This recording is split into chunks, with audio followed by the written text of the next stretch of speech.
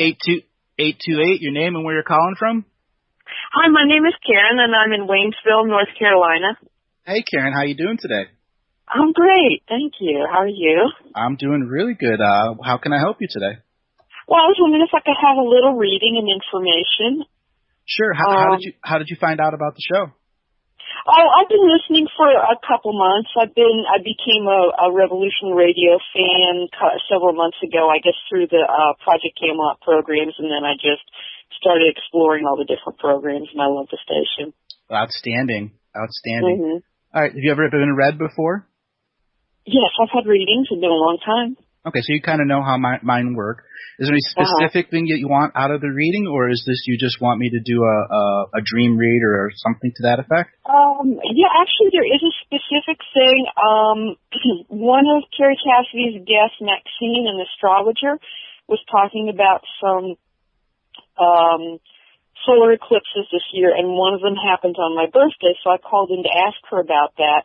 And she said, yeah, not only is it on your birthday, but the sun is right on your sun, your natal sun. And she said what that means is a whole new life coming. Not like a new start, a new beginning, but, like a death rebirth kind of thing. When is your birthday? May 9th. May 9th. All right, what I'm going to do is I'm going to have you tell me your first 10 minutes of your morning. You got up. What did you think about? Take that 10 minutes, compact it to 40 seconds, and I'm going to go ahead and read your stream. Okay, great. Yeah, got up, saw that it was snowing, and decided I was going to cancel most of my appointments today so I don't have to drive out in the snow, and had some wonderful organic coffee, and then just kind of started wandering around. I've tuned in already. Yeah. I've tuned into you really fast. Yeah. But what I'm going to do is I'm going to read your 4-directional energy, and then I'll get direct to your question. Mm-hmm. The first direction, the east energy, that which is your co-creative internal force that looks to the rise and fall of the sun as the cycle that determines how much energy you have each day, because your soul is this solar-powered soul. You're clearly a child of the sun. You were a sun worshiper in many lifetimes previously. Currently, the east energy is telling you about the burdens of life and how you must rely upon yourself. The first example is you chose to cancel your appointments today so that you could not drive in the snow. That ultimately was because in your dream time, you had a counsel dream last night that was asking you to empty your burdens, was asking you to understand that inside you there is a grandmother to the sun. So that's the energies of the east. And this is asking you what is coming for you in the spirit world. It's asking you, have you been aware of the spirits talking to you? Because that's what's in your energy right now. It's one of the reasons you called. It's been a nagging dream that's been redacted from you over and over and over again. And this stretches out other lifetimes because you're beginning to understand there's a deep opening within you. And this eastern energy is going to be vitally important for the next layer of your exploration. To your south is the cradle board. It's asking you to respect the children in life and know that you have an ability to respond to any situation, positive, negative, or neutral. It's asking you to be aware of those people that are responding to the energies of you. The south energy. This is the energy of the innocence and the inner child. It's asking you, can you express yourself in the same method and manner as a child when you were playing with your toys, all by yourself while your family was off doing whatever they were doing? It's asking, is that child still there? Do you have the keys to that child? Or is that child accessible from a thought? The next energy is the grandmother energies, is that of the west. Have you ever done a family tree? You mean a genetic family tree? Yes. Yeah, or something like Ancestry.com? Yeah. Okay. Right now you have 3 different grandmothers reaching out to you. One is of Mediterranean descent. I say that because of the type of clothing she's wearing. She's got the black hood on, so signaling that her husband had died and she's a widow, and she's making bread on an outdoor oven and lighting a fire and asking you to come to sit next to her so she can teach you how to make the bread in the method and the manner of the family, because that grandmother was making bread that would heal the family. She was a healer, and she would put all of her strength, all of her power, all of her will into every meal so that the family could go forth and stay in the fields, because it was a time that there was no electricity, there was no power, there was nothing. So the power of the grandmother is what fed the people to keep the food coming in. So the second grandmother... Go ahead. Can I make a comment on that? Sure. I used to be a professional chef, got really burned out, but I love to cook for people. And in kind of a community where I have a little shop at a stall marketplace, I'll frequently bring food for them. And my kitchen guides, like I'm a kitchen witch, and my healing comes through there. And literally people will get tears in their eyes when they eat my food. I know. The second grandmother that's here is very much from Thailand. Okay, she's indicating to me the true vegetarian Thai food. Though there are some meat aspects to it, she's indicating to you that the spice of the Thailand is the next spice that the grandmother is going to teach you as a healing thing, because there's a culture in you that knows these spices as magic, that knows the shaman inside and how others can be affected by having that food with that connection to the grandmother's spirit as a completing factor. So now you know you are already a healer with food. Now, the third grandma, this is the key. This grandmother is much, much, much older, and she's related to the Queen of Isis of Egypt. And in a past life, you were a royal court chef. You were basically third in line to the king or the queen when it came to power, because what food you put onto their plate was pre-tested for poison, had the love inside it, as well it was capable of imbuing the next level of sovereign magic into that person, because each piece of prepared food, you had a student under you that was mastering a specific type of emotional energy that when was imbued into food was then imbued to the person that ate it, so that they could have incredible spiritual experiences when they were in these echo chambers of the Queen of Isis. So they would partake in these foods that were from you, the shaman, the grandmother of the old days. They would go into these echo chambers, and several singers would come in and create a harmonic echoing, and the food within the gut would then begin to turn to energy, and that person would absorb it and go through a rapid process of, I don't want to say the word ascension, but more like there's this incredible amount of sentience that's coming into them that's related to the food and then to each person that prepared it. And it was a way for them to understand how so many others were learning in this world, because the people that were raising their vibration were getting ready to make the great jump into the future great spirits that they were. Now, near the end of this grandmother's life, she was finally asked to come into the center of the chamber and to produce food in the chamber during a vibratory rate. And at that point is when there was an attack, and much of who you were then was ended because of the forces of domination and control.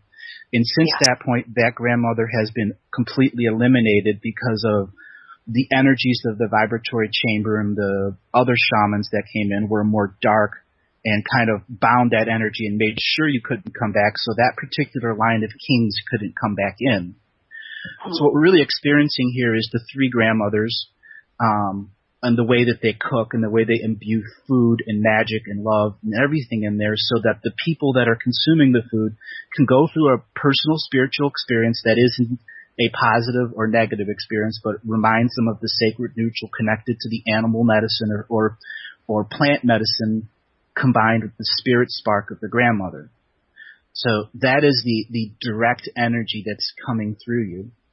Now, the north energy, that is your most important energy now. It is the shaman's life, death, and rebirth. It's saying the three grandmothers of the past have come, and now there's three grandmothers of the present that are going to come to you. And these three grandmothers are going to come to you in the form of knowledge. One of those grandmothers will teach you how to make a very ancient type of bread where you naturally produce your own yeast by putting stuff out for the bees to come. In the old method and manner.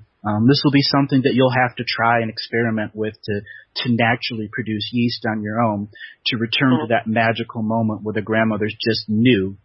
She could call to the animals. She could call to the nature, and the yeast would be there. The next thing, another grandmother that comes in is the grandmother of the berries, the grapes, and the one that would pound them and turn them into wines or jam, the preserves. This grandmother is specifically saying that there is a future energy in this preserving grandmother energy, that you can truly make something that is a healing food. And I'm going to say healing food because it'll have so much of your energy, from the picking to the preserving to the bottle, and then to the amount of energy that you can put into it during its curing process. And she's also saying that there will be students there for you, and it's something for you to seriously take into understanding, because on your birthday, May the 9th, you are going to have what's called a rewiring process. The 3 old grandmothers are going to be given direct access to your cerebrum. And that is the cerebellum, the part in the back of your head that's underneath the brain that attaches to the medulla. And what that is like you're being given extra RAM. So you're able to process the spirit in much faster rate. So when the spirits are speaking to you, you're going to have this membrane that allows their voice to be slowed down so that the high vibration, you can understand it, because the two of you are vibrating at a different level right now. So the shaman's life, death, and rebirth is going to begin on the 9th. And on the 10th, you're going to need to set up a goal. And on the 11th, you're going to have to look to your dreams. Because once you go through the cyclical nature of the shaman's death, rebirth, you need a goal. Where am I going to go? Do I wish to start a place that people can come to learn to create food in the shamanic way, where they can go out and learn to pick the plants that are in the backyard and which ones are edible? Those are the types of things that are coming to you. And if you ask yourself before you sit down and dream, what is it of the plant community that's trying to tell me, or the animal community, or that is the food chain of our various world that's interacting with me at this time? The energy of the fire is going to be greatly with you, because you'll be cooking over natural fire. You'll be teaching people how to start fire in some of the more unusual circumstances, with wet wood, how to create an old man's beard. Are you good at starting outdoor fires? Yeah, sure. Okay. Yeah. I mean, I need matches, Okay. Well, this is something that a skill you're going to have to master, because the grandmothers could start a fire in the wind and rain coming down so that they could make bread for the people. There was a magic in their heart that connected to the fire. And the next thing is your actual kitchen that you cook in. It's going to ask you to make that place a little bit more sacred.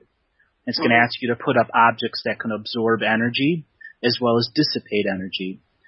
Specifically pieces of granite or crystal that can be mounted on the wall, so you can remind yourself that you're cooking in a sacred manner. All right, now specifically about the May the 9th. As I said, you're going to be going through a rewiring process where the grandmothers will be whispering in your ear.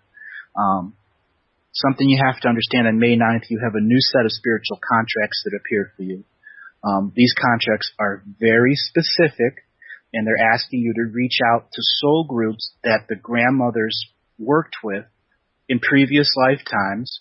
Your contract here in the now is to remind them through the spark of human love, and that the way the spark is digested through the stomach. So there are many that will not be loving themselves anymore. And this spark of food that you put in them will change that digestion process so that love is once again within them, and it'll spark their heart to reverse this negativity so that they can begin to love again. That's truly the contracts that you're coming out, that you're putting this energy into the food. You're having students around so that you could ultimately begin this endless cycle of love and digestion of love through the products you put and life force you put in the food that you cook. Now, I have a question. In 2000, Melchizedek came to me and told me that I was never going to make a living as a chef again, because I was just so burnt. It was just very toxic. I was working for other people, and there wasn't that psychic exchange and stuff. And so I really have only cooked for love and not for money and sustenance. And it's been a division in me. It's been a heartbreak because it's like I was used and abused, in a country club setting, and they just kind of use you up and throw you away. And so now, in this new journey, do you see this as like a career path where I would then be able to regain that ability to create a sustainable life for myself doing my sacred art? It's sacred art. I think if you look at this as the shaman way, it'll be a little different. I'll liken this to like a psychic who has to confront doing stuff for money for the first time. I grew up in the restaurant business. My family was Greek. I started working when I was 6 years old, 40 hours a week. So I know what the restaurant business can do, and I won't go back into it. But you're not going into the restaurant business. You're having students that want to learn how to make food from the heart. And you'll have a small number of students. As for making money with it, if you choose to do it because you love it so much and ask the universe to provide, it'll provide the students, but you must determine the exchange of that. When I chose to exchange energy or money for readings, at the same time, I always have a barter option because there are those that can't afford it. So that is something that you'll have to explore in your goals. Do I wish this to be, I don't want to do anything else in my life, I wish to follow this path, or do I wish to explore it and then begin to create with it once I truly understand the power of the grandmothers that are working through you? And now, do you see this as my main venue of doing healing work? Because I also can do energy healing, chakra. Actually, no, it goes way beyond that. You're going to put food into their stomach, and within an hour, you're going to come and do an energetic treatments on them. You're going to use the food as a sounding of energy, so you can put your hand over that, and the food that's in their stomach being digested will send back volumes of information to you, not only about their stomach, but about their dreaming body. In the intestines are the links to your dreaming energy. And when you put specific foods in there like kale, celery, or other plants that have a short root but grow great in the sun, you'll get this sun energy back, and that will literally be like reading their sacral chakra or their solar plexus like it were a stream of information that tells you about their physical body and the types of muscle memory their physical body is creating to make sickness or to make disease, or where the healing needs to go, and you'll be able to literally direct the food within the digestion process to the spots that need healing. Example, like if you feed someone a healing soup and you know that they've just had a hip replacement, you can have that soup in them and then put your hand over their stomach or intestine and onto the hip and create a bridge so that not only the healing energy of the shamanic soup is then combined with your hands-on healing. Okay. What modes of healing have you done? Reiki, acupressure, anything to that effect? No, I never had any training. I just, at the same time that I was working with Melchizedek in 2000, I was told to go back to Atlantis where I was a high priestess and remember that lifetime and just bring that energy into the present, and I would know what to do. And so would do sound healing with my voice and with rattles and drums, direct the energy, would do chakra balancing, open up the meridians of light, go into chakras, release past life trauma where the karma had been complete, but the trauma was still embedded in them, causing illness, disease, and imbalance, and I would release that and harmonize that so that they were no longer trapped in the past of their karma, so to speak. Yeah. I think the reading kind of speaks for itself. I mean, it was very apparent, the ISIS is Atlantis. All right. Yeah. All right. So you were the food healer. The next layer is once the food's in the stomach, many weeks later, the energy is still in there. So you'll be able to begin a process of treating people. Let's say the first 2 days is an energetic soup. The second 2 days is a bread and a mixed green salad that has all of the energy that you can put in it when you're chopping and preparing it and preserving it. And then the next 2 days are something that would be mineral rich, or like beans, kidney beans that have some iron or something in it.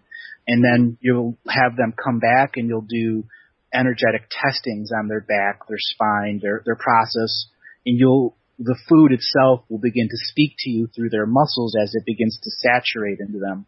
Many people are very toxic, so right away when you put the food in them, their kidneys will begin clearing. So you'll do lots of kidney work, lots of liver work.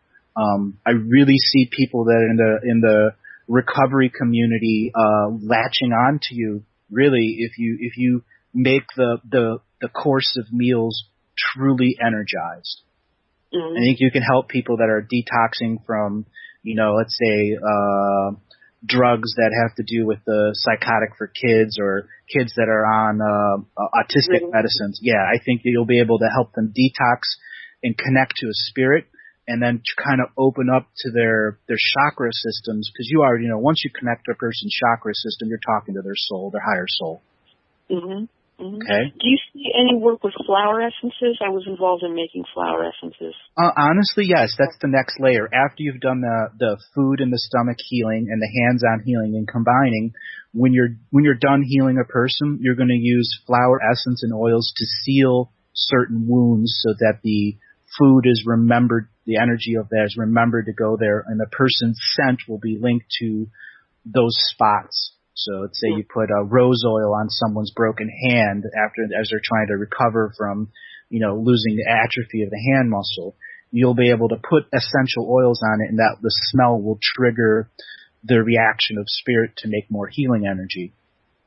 It's literally integrating everything you already know, but the food is the basis. The food is the root energy that allows the true, selfless, pure love healing into the body, and goes through that digestion process and the beginning to let go of the toxic versions of negative love.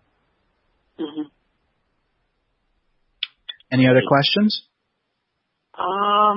Yeah. Do you post a recording of this online? An archive? Are you in the archives?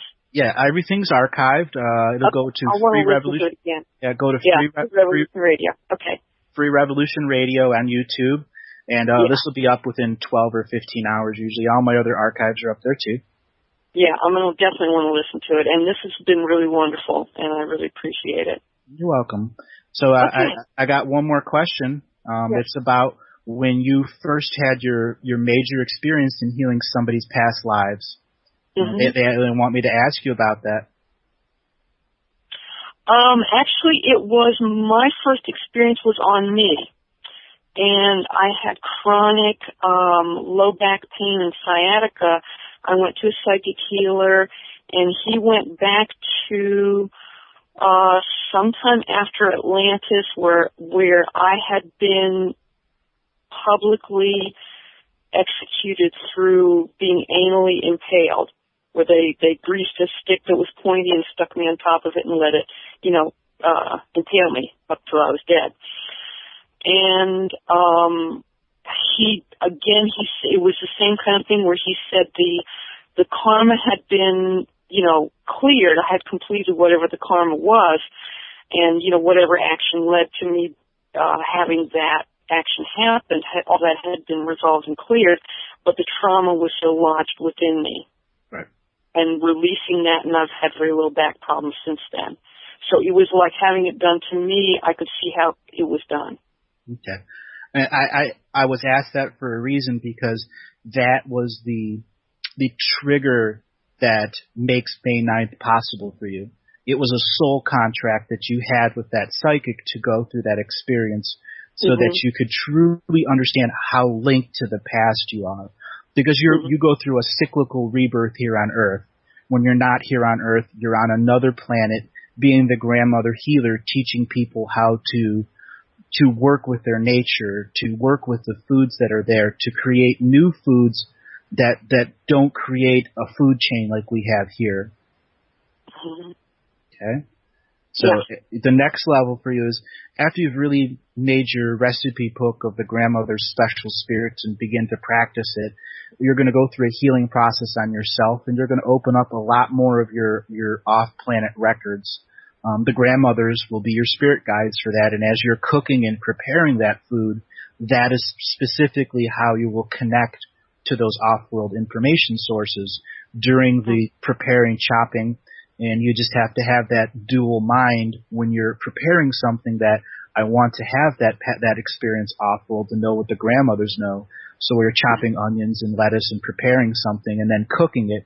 That's your fuse to say, for this amount of time that I am preparing and cooking this meal until the time that I eat it, it is to experience the past life or off-world life stuff.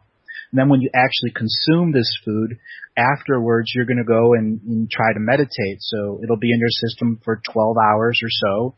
That's your time to do inner work. And then as you're beginning to expel this food, you'll have another opportunity to review what you've learned. And if you are a due diligence student, you'll record this experience either on paper or audio recording, because you're going to have incredible experiences if you do this. Wow. Well, wonderful. Okay. Yeah. Well, thank you very much. Was this what you expected? More than. Okay. Thank you. Bless you. Bless you too. Thanks a lot for calling in. Sure. Bye-bye. Bye-bye. I'm really stuck in so many ways because of my financial situation now. I'm so limited. See, that's the next thing. You are never limited because of your financial because you always have a voice. And if you can find paper and a pencil, no matter how broke you are, even if it's napkins, you can connect to your soul that's the peaceful person this lifetime and create incredible things of wisdom when you're connected to your higher self who's been nurtured by the sun. I'm going to go into another lifetime where you were a sun worshiper in the deep past of Egypt about 9,000 years ago. Atlantis had been fully fallen, and the rest of the world had to inherit the good and bad things of Atlantis. And at that time, religion was based off of the sun, and you were a tremendous sun worshiper, full of incredible powers of healing. But as the knowledge and wisdom of Atlantis began to fade, so did the energy of people. In the final lifetime that you led there was to pass on the wisdom of the sun worshipping so that it would nurture the souls when we came into the time of darkness, which is about 2000 BC, where a bunch of our spiritual energies were cut off because the sun itself wasn't emitting the same levels of energy that was keeping people high vibration. The sun is now re-emitting that energy so that the original past life sun worshippers, when they get out in the sun, their vibration is raised and is nurtured. Wow, when I was younger, I used to lay out in the sun, to get a tan, but I gave that up when I was about 30. So should I just go sit out in the sun in the afternoon? Sit, meditate, read a book. And how long should I be exposed to it each day? You need to get at least an hour a day. At least. Wow. And if you can do an hour in the morning and an hour at night, or figure out a way to get 2 hours a day, even if it's not every day, 7 hours a week is really minimum. I mean, that's raising your vibration, but at a very minimal state. And the more you experience in the sunlight, even if it's reading a book, talking on the cell phone, or take your computer outside and just allow the sun to be on there as you're functioning on the internet. You need to have the sun because your third eye, as I said, is in a point of darkness. And because your third eye is literally like a flower, for it to properly function and to get the fluoride crust off of it, it needs sunlight to go through its processing of energies. Well, I always feel like I'd like to do that, but I don't feel like I have enough time because I'm so far behind on what I'm supposed to be doing. So I guess I'll have to figure out a way. Don't be surprised if you start getting in the sun, you'll be able to do what you do even faster. And again, you're operating on such a low level of energy, that's why you can't get anything done.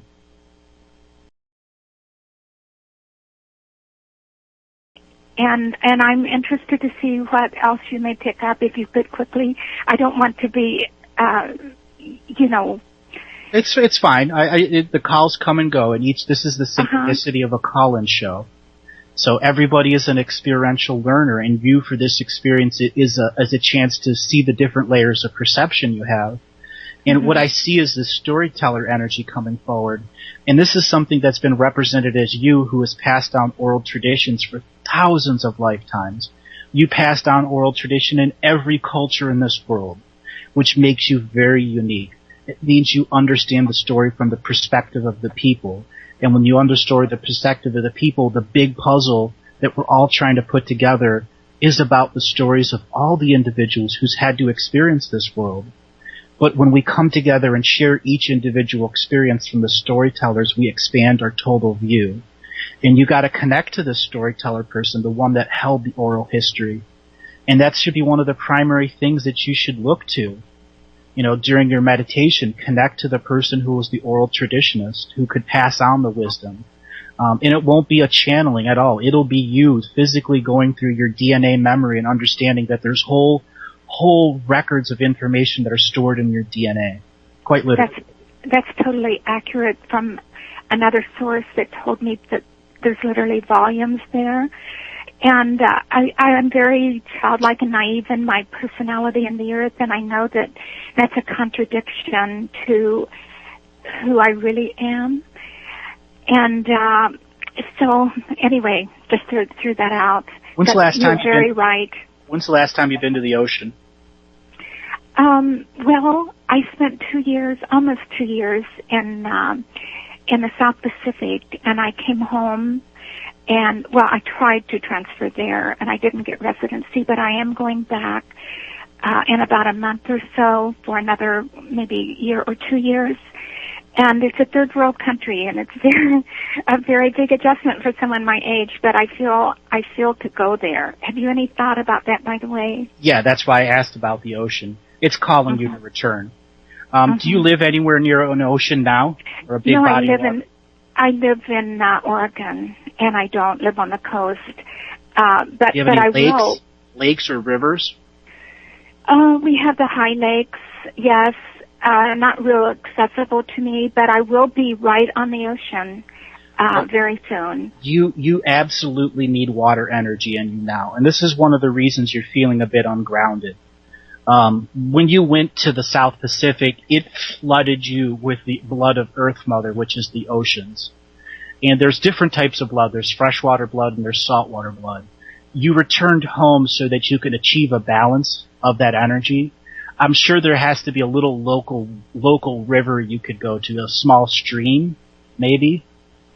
With spring coming, it comes late here. But that might be possible before I go. Yeah, that would tremendously help you in your grounding as well as your journey back there. Really what it is the water is going to communicate you. Water is a crystalline programmable substance, and the water that's coming out of your land needs its message to be brought to the South Pacific. Because right now you're functioning as a story keeper, a record keeper. And one of your very powerful totems is the whale, and you lived many lifetimes as a whale before also. You would use your whale song to spread wisdom throughout the oceans and communicate to thousands of species. But you also used it so you can impress onto the stones that were underneath the ocean what the history of the world was, and that's the purpose of the whales, to be those record keepers. And when you go and sit near a little local river, even if it's a tiny little stream, you're connecting to the records of that place when it was under the water. And that's the type of time frame you need so that when you return to the South Pacific, you have two perceptions of how the records are stored above and below the oceans. Okay, and in contrast to this, the water, I want to just quickly tell you something and see if you have an impression about it. For a number of years, in my dreamscape, or it's kind of like in a transscape, I am in a desert, a rural desert, and the only thing I see are some markings in the desert and a very ancient face buried in the sand, and there's agony in the face. And I've seen that repeatedly. That is a very powerful image, and I've tuned into this before.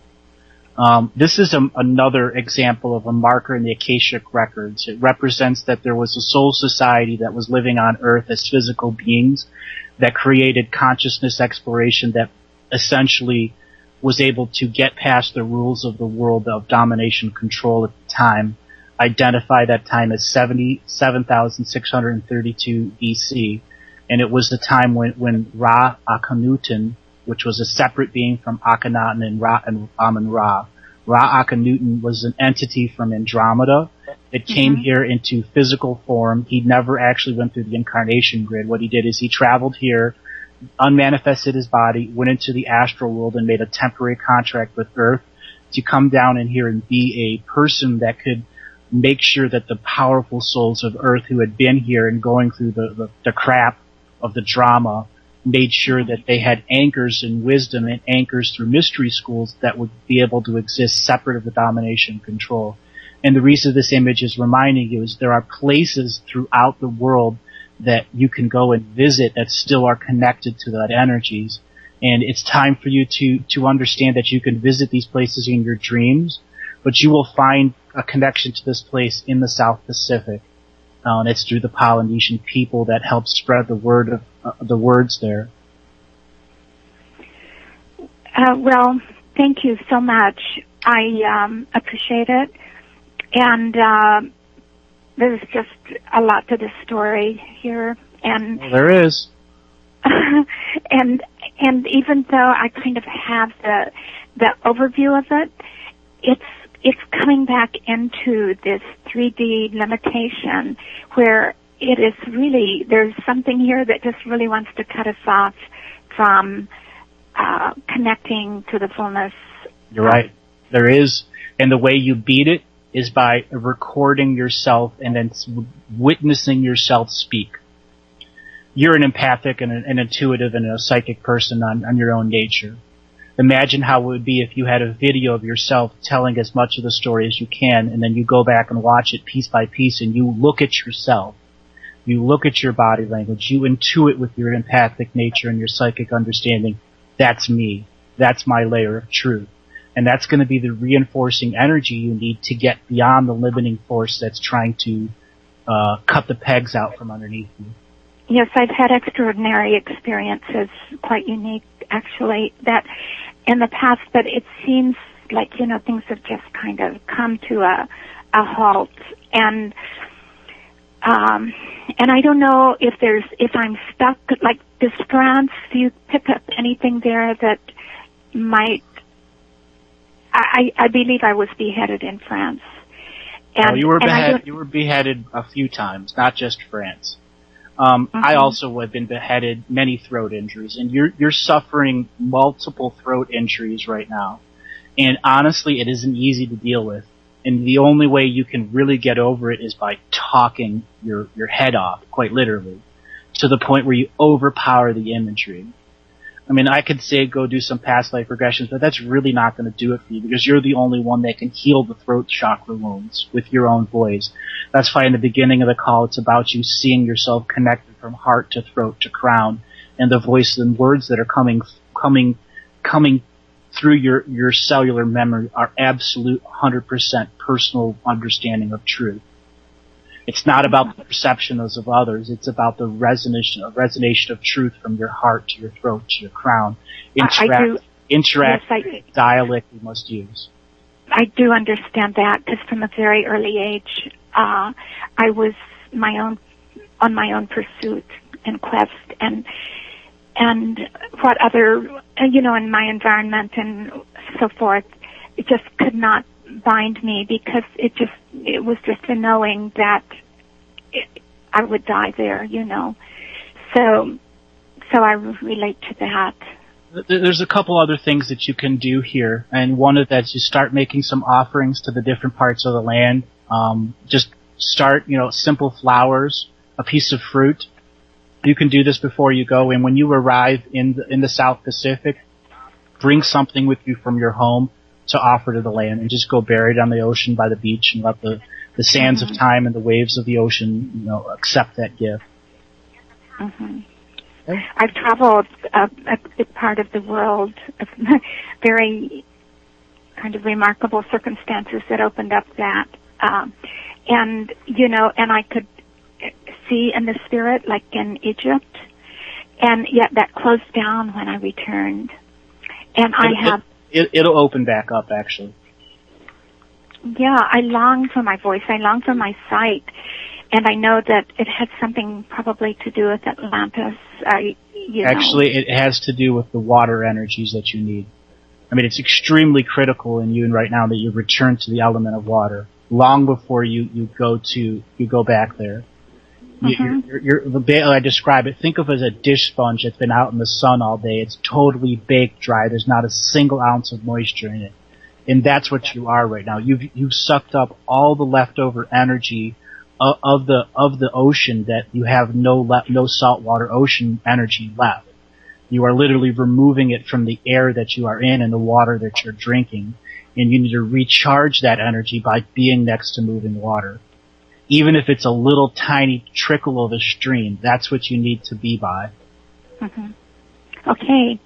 Well, I take that gratefully, and I thank you so much for your time.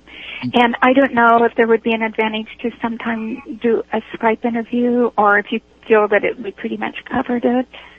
Well, if you'd like to call back again, once you process this information, I've got 3 other callers on hold. Yes. Thank you. I'm conscious of that, and I appreciate it. And good luck with your day and your future. Thank you for calling in. Andre, are you there? I am. How are you, mate? Good. How you doing today? Great, thanks. I thought I'd just call in and dig a bit deeper about that pharaoh, not Akhenaten, but the other one that you had earlier on. I'd be interested to hear a bit more about that. He's a very, very special being. In how do I describe him? He is similar to Thoth, but he came with a very distinct, different purpose. He was meant to start mystery schools that were held secret, that would be a part of the tribes of man that would have to take over and be a part of the dark times that took over. Example, the Germanic tribes, the Irish tribes, the Russian tribes, the Chinese tribes, the African tribes, all of them learned through these private mystery schools, private mystery teachers that came through him. So much of the tribal wisdom we have is based off of these mystery schools that were spread to these people through the fire, actually. And through the knowledge that the fire is a portal to all spiritual energy that's located in the Earth's North Pole, because that's where you enter the dream time. And it taught shamans how to access the dream time through fire, separate of the system of domination and control. It was also taught how you can use the fire to camouflage people so they cannot be identified as powerful beings. So the mystery of that energy is truly about understanding that the fire, in the wisdom of the fire, is how we empower ourselves with knowledge and wisdom of other tribes and other campfires in other worlds.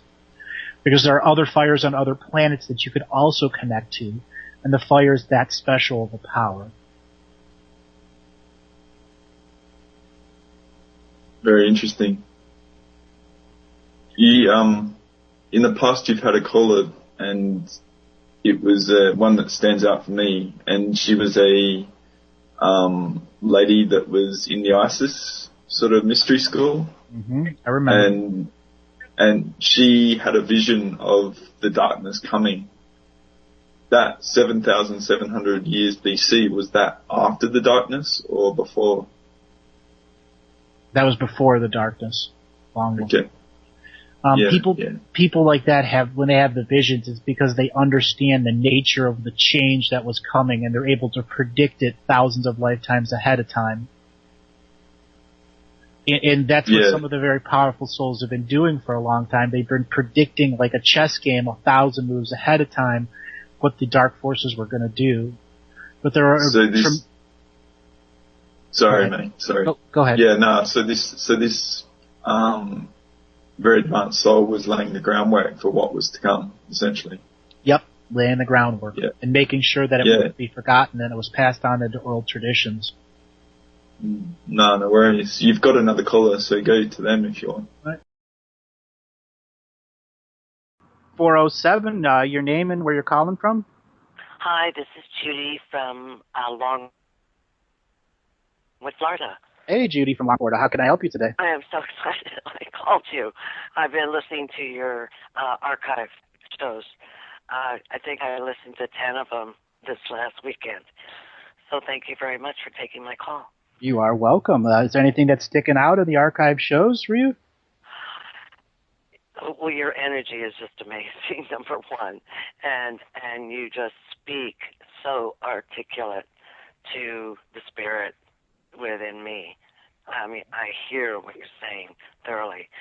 And I've experienced joy in the last few days, just knowing that that's something I create. Mm-hmm. And I was thinking, well, maybe Andrew can help me understand why I've been researching what's happening on the planet, within the solar system and the galaxy. I've been hungry for that knowledge, not to share it, but to. Are you familiar? To share it. Are you familiar? What am I supposed to do with all this? I'm going to read your Akashic records. Are you familiar with Isis, the Queen of Isis? Yes, very. You were an Egyptian priest of Isis that used sound to Roberta Herzog, you know who she is. Yeah, I know. Anyways, you would use sound to access the Akashic records of people that needed healings. And this was about 16,000 years ago, so it wasn't the concept of Egypt itself. It was still the mid to falling range of Atlantis, where beings from other galaxies were trying to defend Earth from a great invasion that was coming. And you were using the sound to enter the Akashic records of refugees on this planet. For a while, about 150 years, there was a time people that were dying from other parts of the galaxies were brought here because the healers were here. And you were one of those healers. And as you began to access the Akashic records to help heal these people, because that's what you did, you began to notice a common, almost imperceptible theme that Earth was doomed, and you didn't want it to be doomed. And I'm being rushed by this energy because you knew right then and there, you saw the future. You connected to an Akashic record of a person that was a future traveler from the future to the 16,000 years in the past, and you opened the Akashic records of a person in the future, and you got to experience everything that went on for the next 18,000 years. And it was a massive download for you at that time. And as you finished that lifetime, you were on your deathbed telling everybody they wouldn't believe you. And now you're in this future lifetime doing the same thing. Okay? The world isn't ready, but you've already accessed your Akashic records to the point where you know this is true. You hear my voice because I went through something very similar to you, except I did it on other planets on a much bigger scale. And as you open your Akashic records, you're going to realize you're very similar to me, except you came here to be the sacred feminine Akashic reader. Men are a little different for you in this life. You're here to heal women. And there will be men that come to you that want to be women this lifetime. And you specifically will access the Akashic records of other planets through other mediums like me or Brenda or any of the others, so that a male spirit that wants to be a female spirit after the change can do that in a method and in a manner that does not hurt their spirit or their spiritual contracts. You're going to be reconnecting the sacred feminine to those people that needed to be feminine this lifetime. Yes. Goodness. Go ahead. Oh my goodness. Yes. Okay.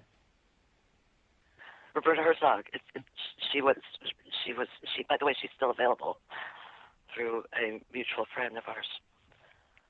I carry a last name. I choose to carry a last name because it's the last name of my three sons, who are the last of several generations of this name, this tree. The name is a museum in New York. Mm-hmm.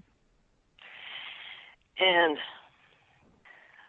I know that my sons carry some of the karma of that heritage. Just so you know that I have had other members of your lineage call me privately, as well as some of the other lineages. Yes. And that's fine. And if they wish to call privately, I'll deal with that privately. No, we can move on. No, we can move on.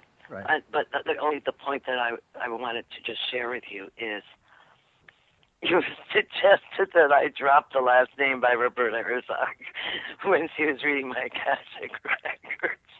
And, some elements of my Akashic records, specifics. You're far more expansive. Thank you. Okay. In my listening, in my perception. One of the reasons I can do that is I made a conscious choice to accept the records for what they are. On a round table yesterday, I kind of revealed something that happened to me as a young kid. I went to a baseball game and it was bottom of the ninth inning, and there's 80,000 people at the old Cleveland Stadium, and they won the game, and I downloaded the Akashic records of every person in the stadium within about 45 seconds. So I was consciously aware of it, and I've been into other big events where the same thing has happened, and that's how I'm able to do what I am to do now, because I was exposed to that at such a young age. And once I learn an Akashic record, I never need to download it again. It's within my DNA lineage. And the same thing's within you. As you begin to meditate with your double helix that's going to expand into a septuple helix, and then it's going to split, and you're going to have what I call a twin septuple DNA. What that means is you're going to literally bring the damaged spirits that are around you into how do I describe this? An energetic placenta that's going to be around you, and you're going to nurture them with the sacred feminine energy. Just as you can feel my energy as a palpable feeling, you'll have the same thing with the sacred feminine that's around you. It's a healing choice, and as you get deeper into the concepts of healing, you'll want to do hands-on healing. I think that's the next level for you, is to go to get some prana healing, learn it for yourself. Yes. Be my own Go ahead. physician. Be my own physician. And the physician to others. Yes. Okay. Yes. Do you have any other questions? I'm just so excited about life right now. Okay. I'm being prompted. And I had one of the worst holidays that I've ever experienced, but I knew it was my last hard holiday. And joy came out of that despair. Okay. And I am so glad, because it kicked in on the night of the 21st of December. And I went into 1 week of complete loss of sense of what am I doing? Where am I? And I came out of it with a lot of help from my family. They were very gracious. Perplexed, but gracious. Yeah. I got a question for you. I'm being prompted to ask you about driving. What's going on with you and cars? I'm finding myself not completely in my body at all times, and I have to focus very strongly when I'm out, keeping the balance when I'm out, and to go out, I drive. But I have some questions about myself it's like I leave my body a lot. All right. I'm a novice at how to keep that grounding going, especially when I'm driving, because I'm a very good driver. But I have those moments. All right. What's going on is you're going through a rewiring process. The spirit's trying to get you ready for the twin septuple DNA strands that are going to connect you to your sacred feminine. And what it is you're being rewired, and what it's asking you is to take a bit of time away from your dailies and connect to the sacred feminine, and you'll be grounded. But on another layer, you're having these experiences because they're uploading and downloading other parts of your Akashic records, and they need to allow you to have that out-of-body experience so there's more room to stuff the Akashic records in. So when you go back in, you're the cork, so they don't fly back out. Yes. And sometimes you feel airy, and what they're telling me is what you need to do. Here's what I do. Yes, go ahead. You need to get some crystals, and you need to have somebody to weave your hair, 1 or 2 crystals in them, or to make a strand of hair that has that at the back of your head. And you need to leave those in when you're cottage. Exactly. And I do a lot of deliberate barefooting. Okay. And sit and lean against a tree that's much older than me and just sit there and mind my own business. Okay. Like, thank you. I thank the mother. Okay. And I thank the sun, which is peculiarly white and very, very big in its span of connecting. Can you tell us maybe more what that might mean? You're being called. You're being called to the trees because at one point in your life, at much later after the Atlantean times, you were in the Andes Mountain and you were specifically a root hunter and tuber hunter for very special plants. And you would you'd find these plants in their special ways, and you'd hunt them down, and you would actually train an animal to help dig them up and get them out. And these particular herbs that you were looking for, tubers, would grow.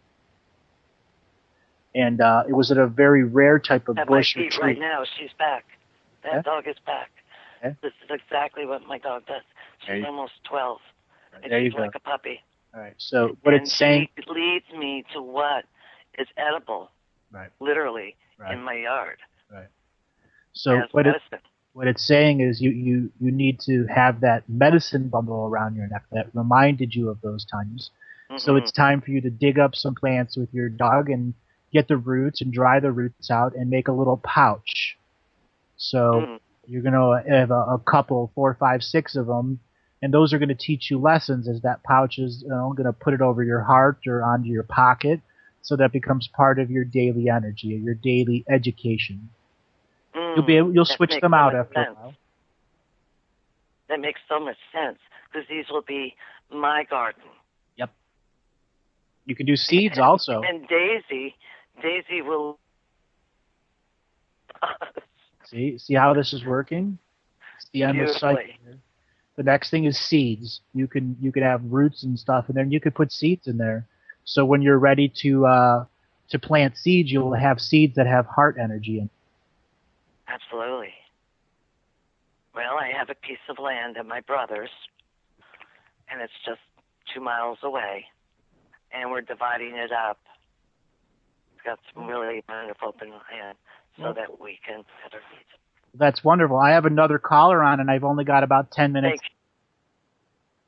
Thank you so much, Andrew. Sure. If you want to come in later in the week, please do. Thank you from Judy in Florida. All right, Judy. Love you. God bless you. Bye-bye.